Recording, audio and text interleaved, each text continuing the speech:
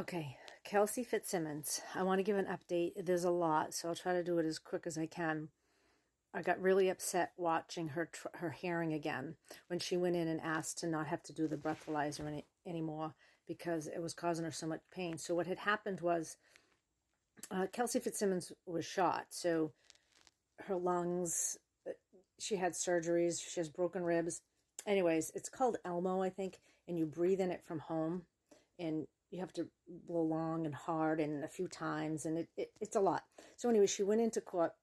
They gave all kinds of evidence that she was struggling with it. In other words, it failed a few times because she couldn't do it.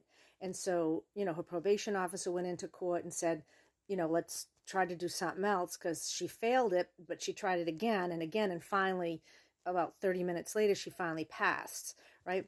So she did comply, but the judge is like, nope, she failed it, and threw her back in jail.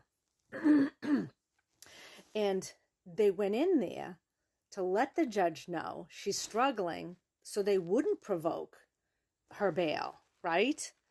Sorry about those lights. It's the ring light. So she was doing the right things. She got in there.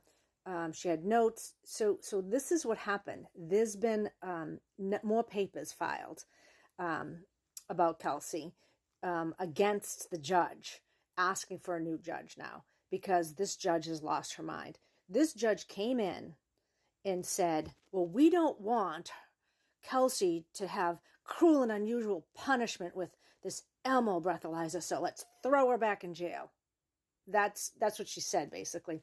And then she walked off the bench. She didn't listen to anybody, and she misspoke. So all this was written in Bradel's request to have her removed. She said there was no evidence that didn't give him a doctor's note or anything. He did. All this was already in her record, and this judge had all the information that she said she didn't have. You didn't request something different to happen, which he did. If you watch the hearing, you hear him say it, that she could go to a facility. So anyways, he did ask for things. She did have the medical evidence. She had everything she needed to just modify some other type of alcohol testing. So anyways, Bradel filed against her because of ADA. She is now considered disabled. She has difficulty breathing.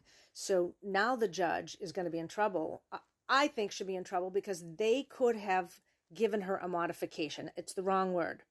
Or maybe it is modification. In the ADA for disabilities, you have to accommodate people. If she has difficulty breathing, you have to test her a different way. It's just so stupid. This judge is horrifying. What else? She misspoke. I'm going to say misspoke. Jeffrey January, I think, was her probation officer and fought really hard for her. So I'm going to look at the legal papers again. I read them all. I wish I could do this live, but I read them all. Nurse Kim, Melanie Little are two people on YouTube who go over it as well, but this is the short version. Sorry, it's 3 minutes, almost 4, but I'll give you another update about Kelsey soon. But she still sits in prison to this day.